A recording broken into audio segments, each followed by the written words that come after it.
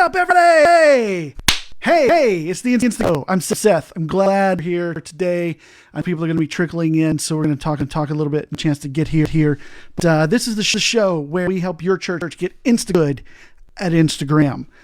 I know that Instagram is a foreign subject for some and kind of an afterthought for others, but I believe, and many other marketers do as well, that it is going to be the platform in 2020 for people who want to move their audience towards certain goals. Marketers want to sell stuff. Churches want to motivate people to do things. So that is where we're going to focus in this show. How we can help you as a social media manager, communication director, marketer, executive pastor who has to do this and doesn't really want to. Whatever it is that your situation, we're gonna help you out with Instagram. And so I thought I'd start off with a little bit of news today, as we normally do, and it is something I'm very, very excited to announce, is that we're going to be hosting an Instagram Summit. It is called the Insta Summit, and I can't wait to tell you about this, guys. It's going to be great. Check this out. The Insta Summit is going to be on April 27th through the 29th.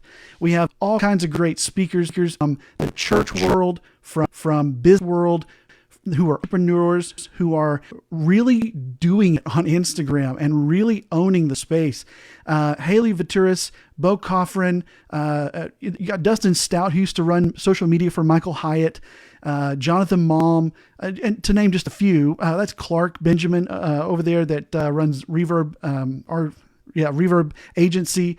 They did all the social media for that church conference last year, and they do stuff for the SEC and other sporting events, and they're huge. So just to name a few, there's like 25 speakers over 3 days. It's going to be intense and insane. These are people that are running Instagram account that are successful at what they're doing. They understand the theory of it, they understand the practice of it, and get this, guys, it is free.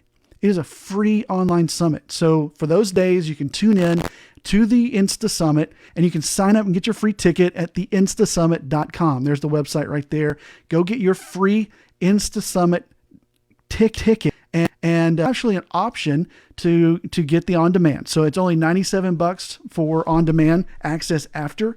Otherwise, you have to watch during the actual summit hours, but it's cheap. $97, that's nothing, right, for your church budget usually.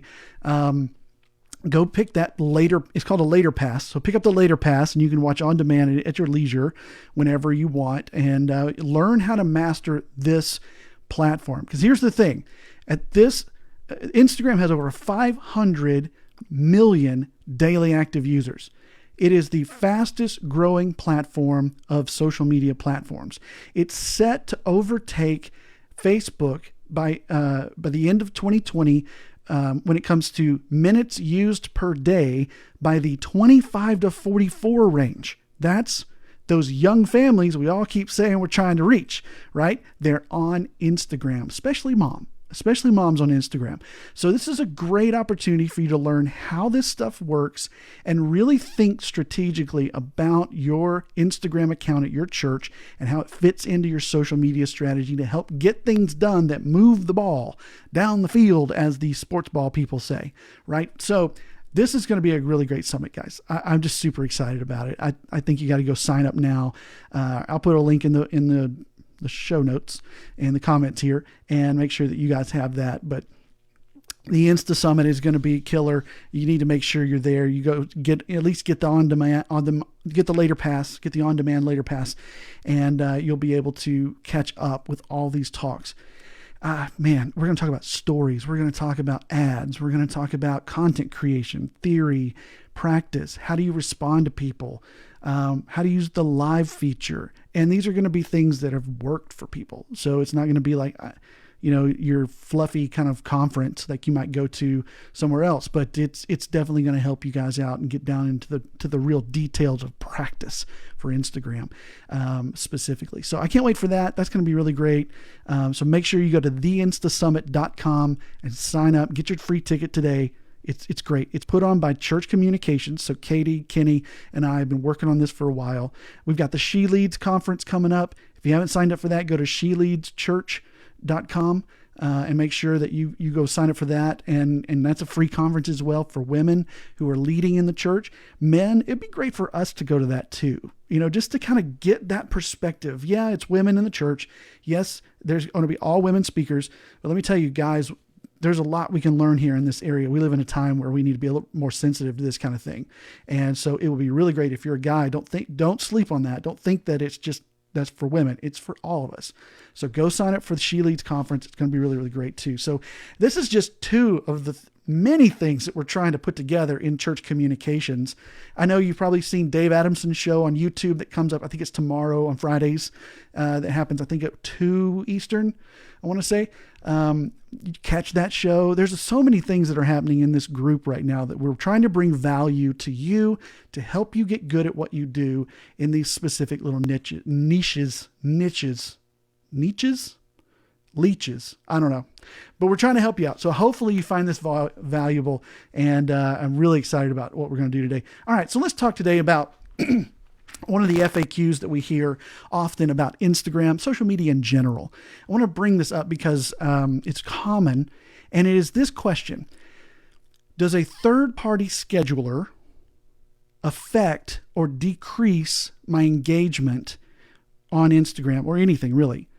But if I use something like Buffer or Hootsuite or Sprout Social or Later to post to Instagram, does Instagram take that and go, that's from a third party, we're not going to show that to as many people? That's the question. Does that happen? And the answer unequivocally from Instagram, Facebook, from Buffer, all those other third parties, they've done tests. No, they do not. They do not do that. So if you're one of those that are out there like, hey, don't use a third-party scheduler, it will hurt your reach, it will hurt your engagement. The act of using the third-party scheduler does not affect your reach or engagement. However, let's caveat over to this side of things. What does affect your reach is poor practices on the platform. So when you use a third-party scheduler, what it will sometimes do is create in you, the manager, bad habits that will decrease your engagement and reach. A couple of examples. Some of us have this idea that social media, we need to create content, schedule it, and then it's going for the week. And if we can just have it automated in the background, we don't have to pay attention. Technically, you can do that, but that's not how social media works. So if you're not paying attention, you want to set it and forget it. That's a bad habit, and schedulers make it easy to do that. And here's how some of the effects of when you do that. This is some of the stuff that happens. Number one, you may not respond fast enough because you're not paying attention. You've said it, you forgot it, it's scheduling, it's great. People are commenting, cool. Nobody's responding to them. Nobody's having a conversation with them. The platform does not reward that behavior. It rewards when you actually go and respond. So if you're not paying attention, it's easy to set it and forget it with a scheduler, and you have to be careful of that. So not responding hurts. It also disconnects you. When I did this, I would go through periods of time when I was managing several accounts at a time. Well, I am now even managing several accounts at a time. And if I'm responsible for engagement, it is easy for me with a scheduler to schedule the content and then kind of not know what's happening if I don't have my, stuff turned on my phone, notifications going off when people, tag me or whatever. Then I'm not quick to respond, and it makes me feel very disconnected from what's happening in my crowd, in my community. And so that's one of the negatives of scheduling with a third party. It could cause you to disconnect a little bit from your community, and you don't know really what's exactly going on. And that will affect the kind of content that you put out because you may miss the mark a little bit more often, which means that you may not engage as much. Your reach may go down. So yes, that can affect it in that way. So also, what if something tragic happens and you've got all this stuff scheduled? That's a very sensitive thing. You need to be aware of what's going on. So if you set it and forget it with a third-party scheduler, yes, you can have some kind of faux pas happen where you post something that's very insensitive to the moment that's going on in history. I'll give you an example. Recently, there's a new James Bond movie coming out. Did you know that? There's a new James Bond, and the name of the movie is called No Time to Die. which is a typical James Bond title. I mean, they have A Time to Kill and they have all these other names. They're very much like that. They're very intense and dark. But it was supposed to come out soon, and they've delayed the opening of it because the title is something that's a little insensitive with what's going on with the coronavirus. So they released a statement that because of the coronavirus, we're going to delay the release of this movie because and at the end of the day, it's going to hurt their movie, right? Not only be insensitive, but it's going to hurt their movie. For churches, if we're not paying attention, we're just setting it and forgetting it with a third-party scheduler, then what we're going to do sometimes is have a tweet go out or an Instagram post go out or something that is a little insensitive to the moment. So if something tragic happens in your community and your church's first post is, "Can't wait to see you on Sunday," not a good look, so you have to be aware of that kind of thing. And when a third-party scheduler will do that to you. So there are some bad habits that you can form. It really just tie into kind of a disconnect and a laziness that'll form because you've set it and forget it. But the schedulers do that. However, technically the algorithms don't do any kind of differentiation between this came from a native post from a phone or a desktop versus it was posted through Buffer. They don't distinguish between those. They say they don't. And, I've seen a report from Buffer, one from Hootsuite, one from CoSchedule, where they've said they don't, but you know how we don't really believe a lot of the things that these information giants say sometimes. So they said, we're going to do our own tests. And they did. And from their results, which were over like 100 days of posts, I know the one at Buffer was like 100 days, 50 days to 100 days of posts in every day. There was no difference. There was just no difference. And so you can go to buffer.com, their blog, and search that. And they have one that's, they blogged about it to tell you kind of how it went. All those, I Googled it before I talked here today, and it's like all those are there. So you can find it pretty quick. Just Google that question. Do they throttle posts that are posted by third parties? They don't. So that's the answer to that question. I hope that clears some things up. But that's a frequently asked questions about Instagram is, should I post native?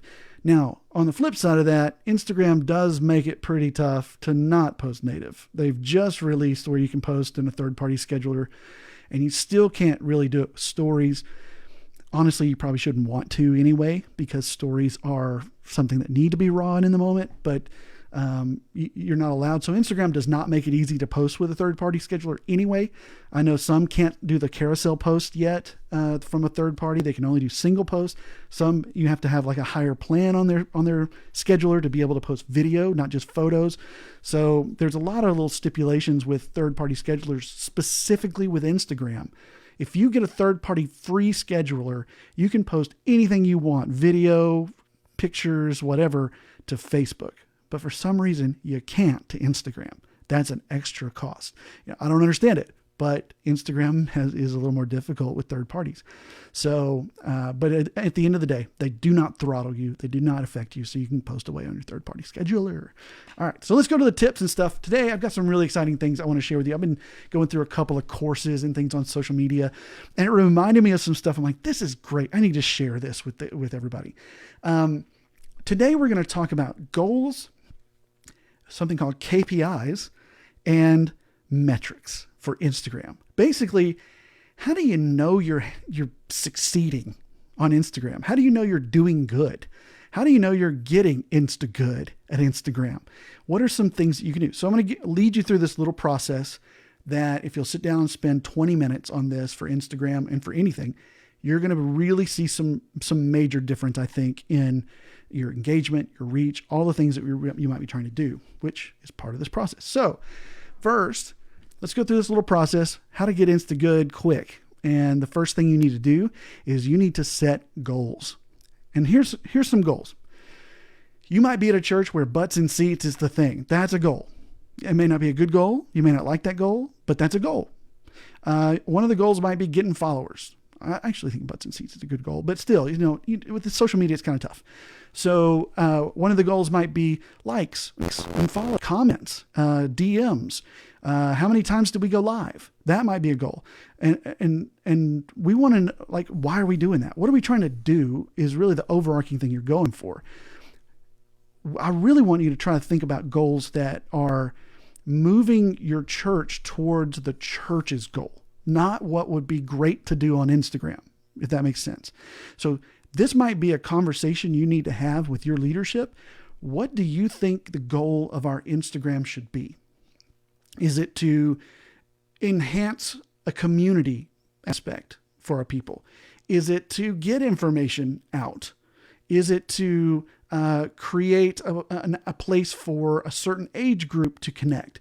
What is the goal? And if you don't have a goal set, knock out 2 or 3, 4 goals. Make sure you're on the same page so that we all understand what you're trying to do with Instagram. I think that's a big issue in the church world with social media. We all are doing social media based on what we've seen others do. Or well, not all, but many of us are. We're seeing what other people do and it works. And we're like, oh, that's cool. Let me try that. It's okay to get inspiration, but their goal for that piece of content might not be something that you should be worried about. Take your list of goals, make sure that you have them very clear what you want to do. I wouldn't do more than 3 or 4 because it just gets confusing if you don't. One of your goals might be that you create a sense of community around your church values. That's a great goal for Instagram. And so when you look at that goal, you go, okay, now we know what we're trying to do. How are we going to do it? How are we going to get there? And that's what we have our KPIs, key performance indicators in market speak. So your key performance indicators, these are the little things you're going to measure. These are measurable things that you can look at that help you reach those goals. So if your goal is to create a community around your values, a KPI might be, we want to post at least once a week about something about one of our values. That's something measurable. You can look back over the week and go, did we do that? We wanted to post once. Did we post once? Yes. Check. And now we're moving toward that goal of creating a community around our values. Creating community is another part of that. What if we ask one question to our audience per week that has something to do with our values? So now we're creating community and we're enforcing our values. So we got a second value post in there that's got another goal. You see what I'm saying? So it's like now it's helping us understand what kind of content we need to really even make. So if we're hitting these KPIs, what are the key performance indicators? What are the things that we're going to measure that tell us whether or not we're getting to our goal? That's something to think about with social media. What are your key performance indicators? And then once you have those, you need to set your metrics. And really, this is a review process. So in 3 months, we're going to go sit down. We're going to lay out our goals. We're going to say, here's our KPIs for that goal. And how did we do? Where do we want to be? So when you set the KPIs and goals, you need to say in 3 months, we want to have posted once a month or once a week for our values. Then you chart that.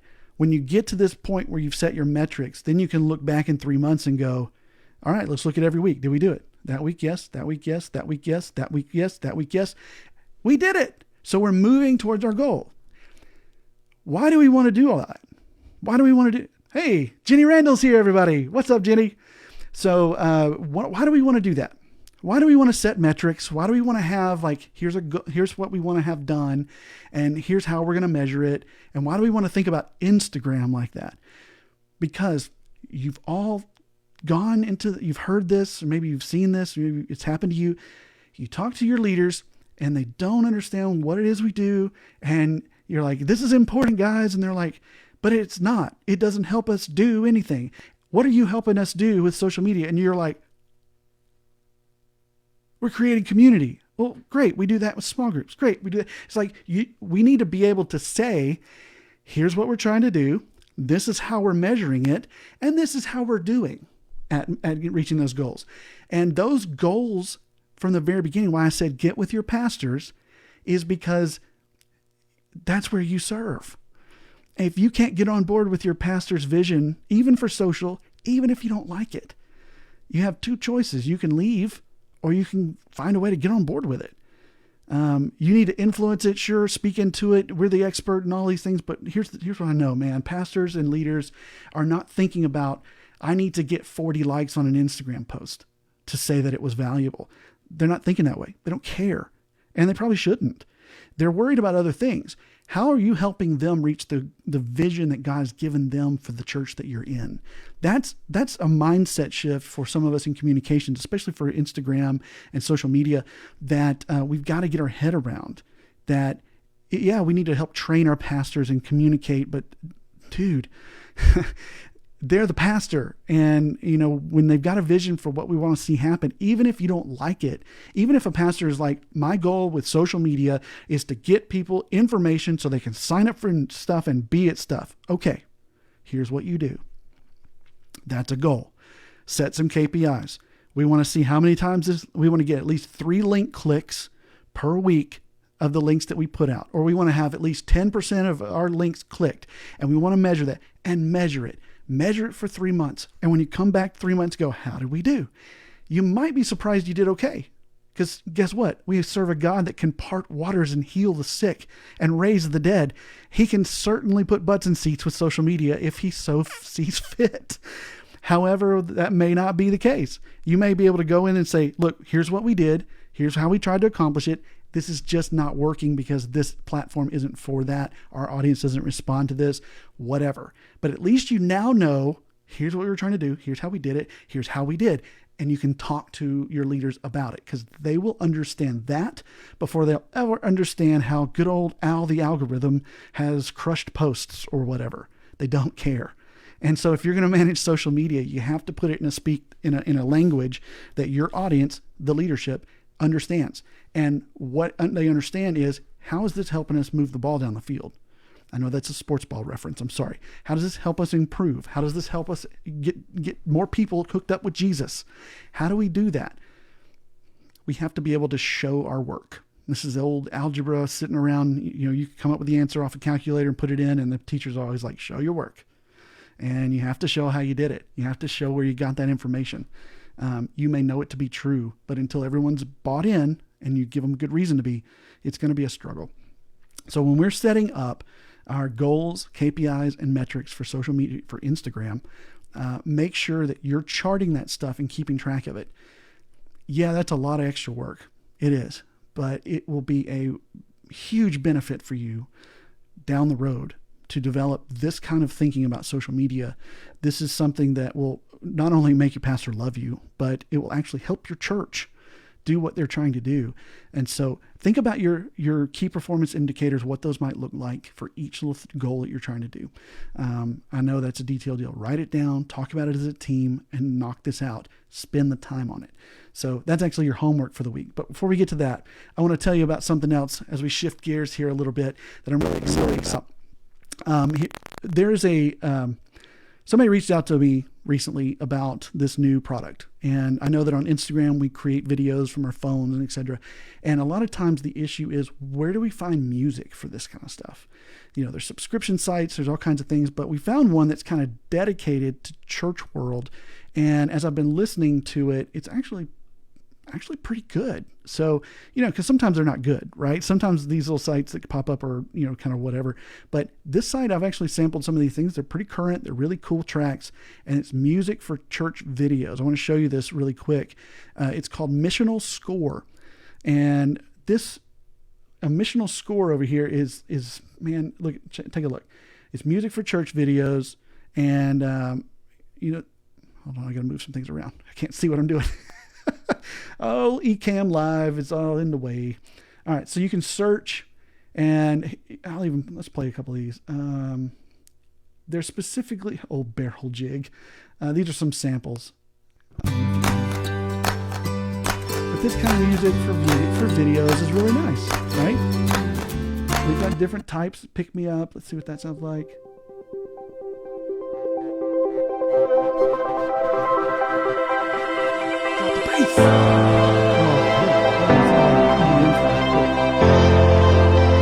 Nice. So it's kind of current sounding things. You can, this is really, really good.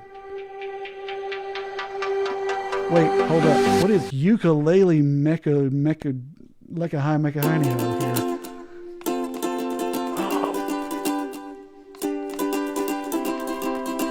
Hey, all right. I like that. Oh, it's got a little groove. Nice. So anyway, the price for this thing is $99 a year, which is nothing. But I've got a deal coming up next week that I'm going to tell you about this website. I can't wait to share with you. So next week we'll check out a little bit more of Missional missional score. But I just wanted to tell you about that. That's kind of our spotlight for the week, to let you know that that exists out there. I'll put a link to it. Go check it out, sample it around. And next week I have a special offer for that from them that you're going to love. Cool. One more time, don't forget about the Insta Summit. The Insta Summit is coming up. It is on April 27th through 29th. It's a summit online here for church communicators and church communications group, all about Instagram. It's free. You can get the on-demand later pass for $97. Go to theinstasummit.com and get your free ticket. Don't miss that at all. So, all right, quick show today. Today, here's your homework. Set up your goals, KPIs, and metrics for Instagram this week. Just do Instagram. What are you trying to do? How are you going to measure it that you've done it?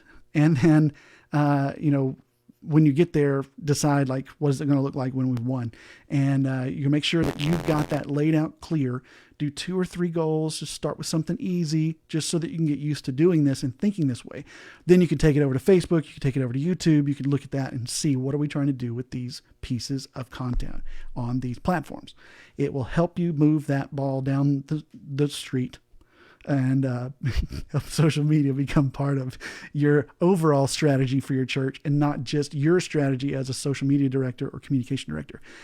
Two visions is division. I heard that before. And so if your vision for social doesn't match up with the vision of the church overall and what the pastors and leaders really want to see happen, you've got some division there and need to work on that. So last but not least, I'm going to leave you with a fun video that I always find these things and I'm like, they're just funny. Sometimes they have nothing to do with Instagram, but I really thought that this would be a real big hit with you guys. So thanks for watching, and I'll see you next week with some big announcements.